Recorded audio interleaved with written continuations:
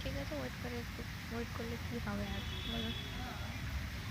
আর তাছাড়া তোমাদের সকলকে জানাই আমার তরফ থেকে অনেক অনেক অনেক মানে ধন্যবাদ। কারণ কেন জানো, কারণ সত্যি কথা বলতে কি আমি জীবনে আশা করিনি আমার এরকম একটা ভিডিওতে, সত্যি বলতে একটা ভিডিওতে আমার অনেকটা লাইক হয়েছে আর ভিউজও হয়েছে। ঠিক আছে,